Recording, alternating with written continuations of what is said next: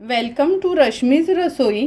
आपण गाडीवर जसे वडे मिळतात त्याच पद्धतीने आज मी तुम्हाला बटाटी वडे कसे बनवायचे ही रेसिपी दाखवणार आहे आणि त्यासोबत लागणारी ही सुकी चटणी देखील ती पण पावासोबत कशी बनवायची ते दाखवणार आहे। त्यासाठी हा व्हिडिओ तुम्ही शेवटपर्यंत बघा आणि असेच वेगवेगळे व्हिडिओ बघण्यासाठी माझ्या चॅनलला लाईक, शेअर अँड सबस्क्राइब करा।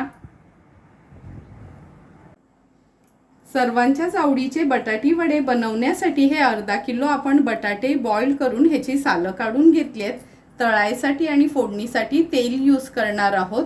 नंतर 10 ते 12 लसणाच्या पाकळ्या सालं काढून घेतलेत। आल्याचा एक तुकडा तो पण बारीक चिरून घेतलाय।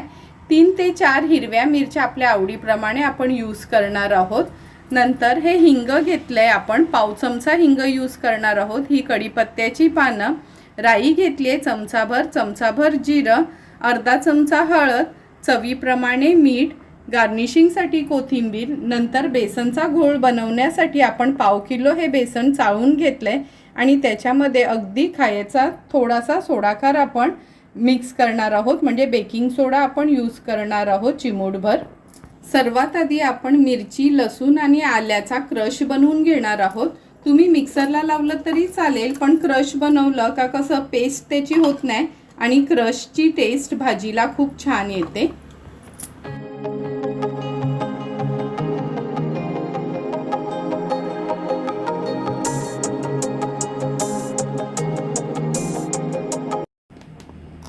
हे बघा क्रशरमध्ये किती क्रश तयार झालाय।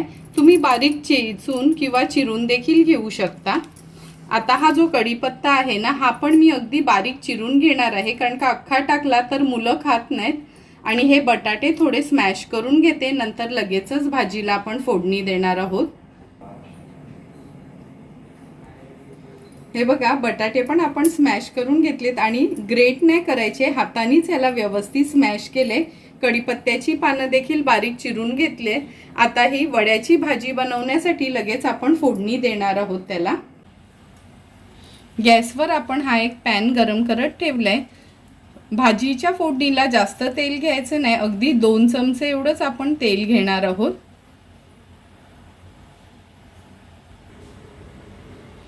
तेल छान गरम झालंय। आता फोडणीला सर्वात आधी आपण राई घालूया। फोडणी देताना गॅसची फ्लेम मी मीडियमवरच ठेवली आहे, म्हणजे फोडणी आपली खूप करपायला नको म्हणून। नंतर हे जिरं घालणार आहोत। कढीपत्त्याची पानं जी आपण ही चेचून घेतली ती देखील घालूया।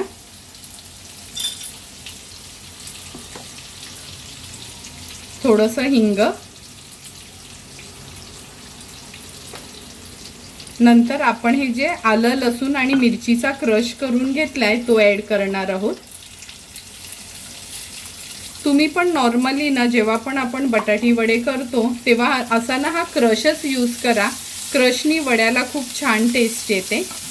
थोडंसं तेलावर हे आपल्याला परतून घ्यायचं आहे। फोडणी छान आपण तेलावर परतून घेतली आहे। आता ह्यात आपण हळद घालणार आहोत। पाव चमचा एवढी हळद घेतली आहे मी। ही हळद देखील आपण घरी बनवलेलीच आहे, सेलम हळद असते ना तीच हळद आपण दळून घेतली आहे। केल्यानंतर आता आपण ह्यात मीठ घालणार आहोत। कधी मीठ ना ह्या फोडणीतच घालायचं आहे, म्हणजे व्यवस्थित पूर्ण भाजीला लागलं जाते। मीठ ॲड केल्यानंतर पुन्हा हे परतून घ्यायचं आहे।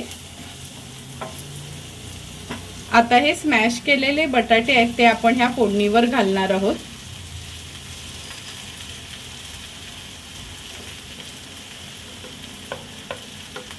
गॅसची फ्लेम मीडियम ठेवूनच मी छान हे ह्याच्यात एकजीव करून घेते। एवढी सुंदर वास या फोडणीचा येतोय, खूपच छान अरोमा पूर्ण घरात सुटलाय। म्हणजे जसं आपण गाडीवरचा वडापाव खातो ना तेव्हा ती लोक जी फोडणी देतात ना भाजीला, सेम तसाच पूर्ण अरोमा घरात झालाय। बटाटी वड्याची ही भाजी आपली रेडी झाली। बघा कसा सुंदर लेमन येलो कलर आलाय। असाच कलर भाजीला हवा, म्हणजे वडा खाताना देखील छान वाटतं। आता ही भाजी एका प्लेटमध्ये मी काढून घेते आणि थोडी गार करते। आणि एका बाजूला आपण चण्याच्या पिठाचा तो घोळ देखील तयार करून घेऊया। आपली ती बटाट्याची भाजी गार होईपर्यंत हा घोळ तयार करून घेतोय चण्याच्या पिठाचा। ह्यात आपण चवीप्रमाणे मीठ ॲड करायचं आहे। आणि एक गोष्ट लक्षात ठेवा, हे बेसनचं पीठ किंवा चण्याचं पीठ आपण घेतो ते कधी पण चाळूनच घ्यायचं, म्हणजे पीठ मिक्स करताना त्याच्या गुठळ्या होत नाही। हे बघा 2 पिंच एवढं आपण हा सोडा ॲड केलाय। आता हे मिक्सचर व्यवस्थित मी मिक्स करून घेते।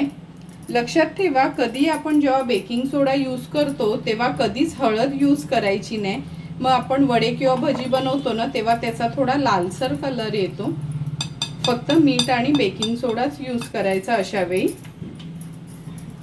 नंतर गरजेप्रमाणे आपण पाणी ॲड करणार आहोत ह्याच्यात। कधी सुरुवातीला जास्तीचं पाणी एकत्र ॲड करायचं नाही, थोडं थोडं पाणी ॲड करून ह्याचं छानसं सैलसर आपण बॅटर तयार करणार आहोत। गरजेप्रमाणे पाणी यूज करून हे बघा अगदी फ्लोइंग कन्सिस्टन्सीचं हे बॅटर तयार केलंय आपण।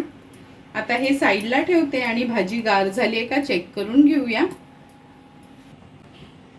आज आपण वड्यासोबत खायला सुकी चटणी करणार आहोत, तर ती खोबऱ्याची किंवा आपण चण्याच्या पिठाचं जे तळणीचं राहतं त्याची न करता ही बघा ह्या पावाची करणार आहोत। मी एक शॉर्ट व्हिडिओ पण टाकलेला ज्याच्यात ब्रेडची ही चटणी करून तुम्हाला दाखवली होती। ह्या पावाचे मी हे तुकडे करून घेते आणि ह्या मिक्सीच्या भांड्यात ॲड करते। नंतर ह्याच्यामध्ये आपण ह्या लसणाच्या 3 पाकळ्या ॲड करूया। थोडासा मी बारीक कट करून घेतलाय। चवीप्रमाणे मीठ, पावामध्ये पण मीठ असते म्हणून मीठ घालताना थोडं सांभाळूनच घाला। आणि ही मी काश्मीरी मिरची पावडर घेतली आहे, ही ॲड करूया, म्हणजे टेस्ट आणि कलर दोन्ही गोष्टी ह्या काश्मीरी मिरची पावडरनी येते। आता मिक्सरला छानसं हे मी फिरवून घेते। हे बघा ओपन करून दाखवते, किती सुंदर अशी आपली ही पावाची सुकी चटणी बनवली गेली आहे।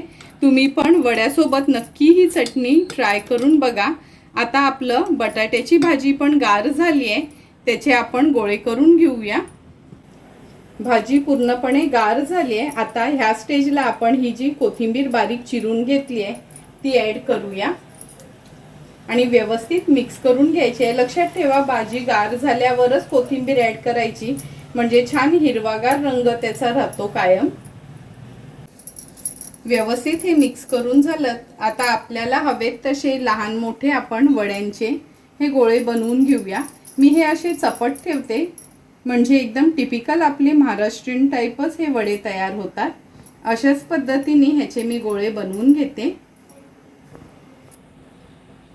हे बघा वड्यांचे आपण हे छान गोळे पण तयार केलेत आणि बॅटर पण रेडी झाले। काय ते तेल देखील गरम करत ठेवलंय। आता लगेचच आपण हे वडे बनवायला सुरुवात करूया। तेल आपण ऑलरेडी गरम करत ठेवले, थोडं चेक करून घेऊया गरम झालंय काय। हे बघा पीठ घातल्याबरोबर लगेचच वरती आलंय, म्हणजे अगदी बरोबर आपलं हे तेल गरम झालंय। आता हा एक बटाट्या वड्याचा मी पेढा घेतलाय आणि हे बघा पिठात बुडवून आपण ह्याला व्यवस्थित तेलात सोडायचं आहे।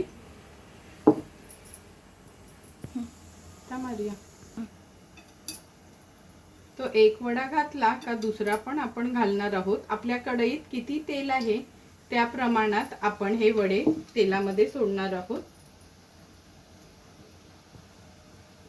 आणि वडे तळताना कधी पण जास्तच तेल घ्यायचं आहे, म्हणजे वडे व्यवस्थित तळले जातात। एक एक करून सर्व वडे आपण हे तेलात सोडलेत आणि हे बघा वडे घातल्याबरोबर कसे तेलावर छान तरंगतायत। आता ह्या स्टेजला आपण ह्यांना पलटून घेणार आहोत आणि हाय टू मीडियम फ्लेमवर ह्याला व्यवस्थित फ्राय करून घ्यायचे। सुरुवातीला आपण मीडियम फ्लेमवरच ठेवणार आहोत हे, म्हणजे छान ते शिजले जातात। मीडियम फ्लेमवर ह्याला आपण छान ह्या वड्यांना फ्राय करून घेतलंय। आता हे वडे तेलात ना काढण्या अगोदर गॅसची फ्लेम मी हाय करते आणि हा जो साईडला तुम्हाला चुरा दिसतोय तो काय वाया जात नाही। खूप जणांना चुरा पाव देखील खायला आवडतं किंवा वडापाव बनवताना तो चुरा ॲड करायला सांगतायत। आता हाय फ्लेम केल्यावर 1 मिनिटभरासाठी ह्याला छान आपण स्टर करत फ्राय करणार आहोत। आणि मी नेहमीच सांगते का हाय फ्लेमवरच वडे असो किंवा पुऱ्या असो काढण्या अगोदर हाय फ्लेमवर त्याला फ्राय करून घेतलं का ते ऑइली बनत नाहीत। आता हे आपले वडे अगदी व्यवस्थित रेडी झालेत। आपण ह्या स्टेनरमध्येच काढून ठेवणार आहोत, म्हणजे जे पण एक्स्ट्राचं तेल असेल ते निघून जाईल। आणि हे बघा, बघूनच तुम्हाला कळेल का किती छान चकाकी अशी आपल्या ह्या वड्यांना आली आहे। आता ह्याचं तेल आपण पूर्ण निथळून घेणार आहोत, साईडला ठेवते आणि उरलेले वडे देखील मी असेच फ्राय करून घेणार आहे। थोडे थोडे करून सर्व वडे आपले हे फ्राय करून झालेत। हे पण मी आता काढून घेते आणि मुद्दामच मी हा चुरा ठेवलाय कारण का वडापावमध्ये मी हा थोडासा चुरा देखील ॲड करणार आहे।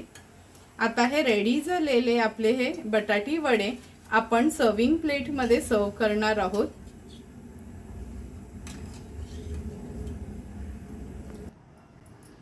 सुंदर असे तयार झालेले हे बटाटी वडे आपण ह्या सर्विंग प्लेटमध्ये सर्व करून घेतोय।